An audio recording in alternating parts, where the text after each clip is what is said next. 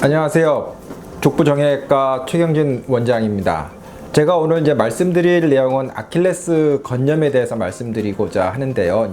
족부 정형외과 외래에서 가장 많은 환자가 아킬레스 건염하고 족저근막염입니다. 특히 아킬레스 건염은 요새 활동도 많고 환자분들이 많이 건강해서 운동도 많이 하면서 많이 생기는 질환인데요. 오늘 그것에 대해서 자세히 말씀드리고자 합니다.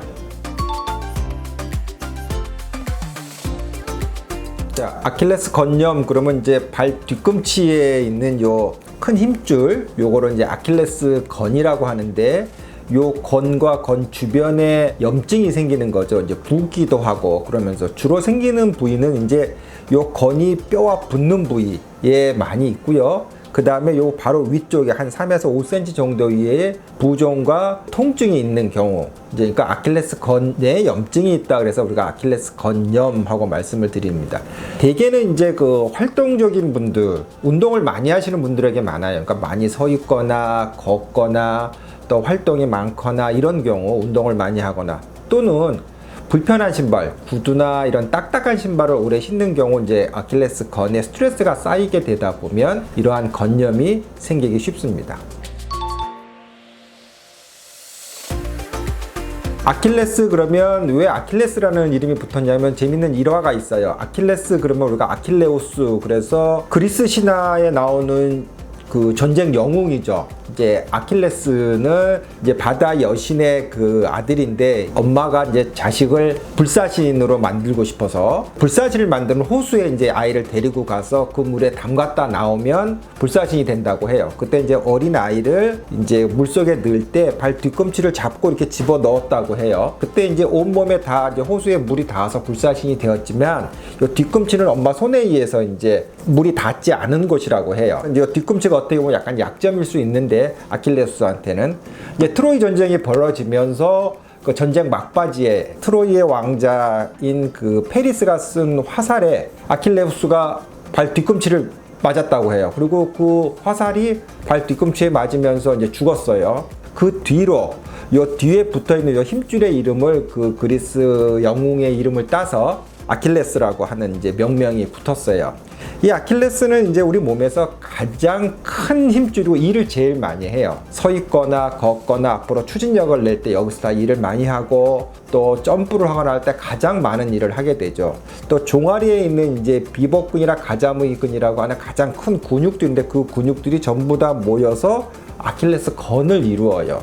우리 몸에 굉장히 중요한 부분이고, 또한 일을 제일 많이 하는 부분이기 때문에 쉽게 무리가 와서 어떤 질환이 생기기 쉬운 그런 특징이 있습니다.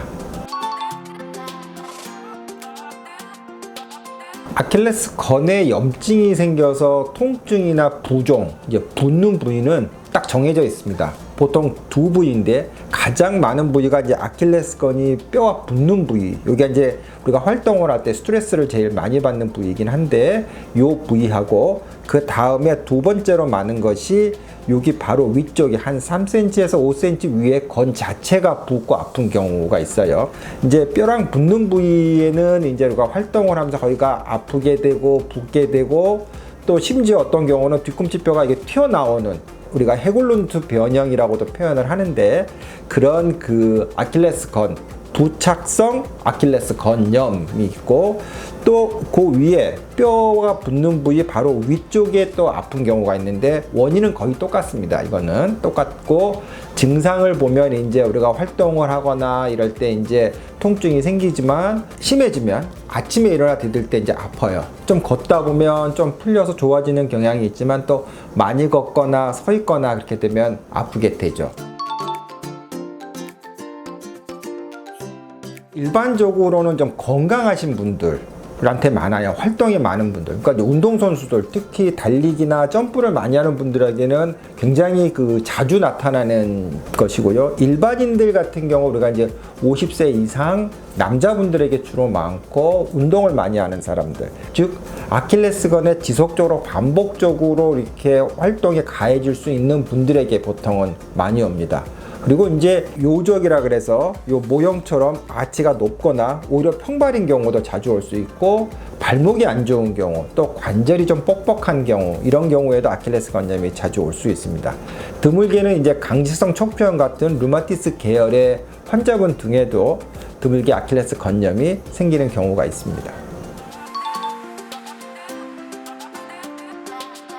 자, 아킬레스 건염은 이제 무리를 해서 오죠. 많이 활동을 하다 보면 미세한 손상이 생기게 되고 그것이 좀 낫게 되다가 또 손상이 되고 이걸 반복을 하게 되는데, 손상의 정도가 치유되는 정도보다 많게 되면 이제 이게 만성화, 그러니까 오래된 이제 계속적인 이제 통증이나 이런 것들이 오게 되고, 그걸 방치하게 되면 건 자체가 변성이라 그래서 건이 일종의 죽는 겁니다. 죽게 되면 건이 두꺼워져요. 두꺼워지게 되고, 그렇게 되다 보면 탄력을 잃게 되기 때문에 아침에 일어나서 아프게 되고, 뭐 계단을 내려간다든가 앉았다 일어난다든가 이럴 때 아프게 되고, 또 이제 장기간 많이 걷게 되면 아프게 되죠. 이러다가 갑자기 아킬레스건이 끊어지는 경우도 있게 됩니다. 이러한 통증을 계속 방치했을 경우 그 주변에 있는 조직, 아킬레스건뿐만이 아니라 거기에 있는 힘줄, 인대, 신경들도 다 예민해지고 조직이 나빠져서 만성 통증 증후군, 그래서 그 주변이 계속해서 하루 종일 아파지는 병이 있어요. 항상 조기에 생기자마자 치료를 열심히 해서 완치가 되려고 노력하는 것이 중요할 거라고 생각합니다. 자, 아킬레스건은 일반적으로 치료가 조금 까다롭고 좀 어렵습니다. 그리고 치료가 잘 안 되는 걸로 잘 알려져 있습니다. 그래서 초기에 치료를 하는 게 되게 중요한데, 아킬레스 건염은 과사용 증후군병, 그러니까 많이 사용해서 하는 거기 때문에 결국 치료도 가장 중요한 것은 완치가 될 때까지 잘 쉬는 거예요.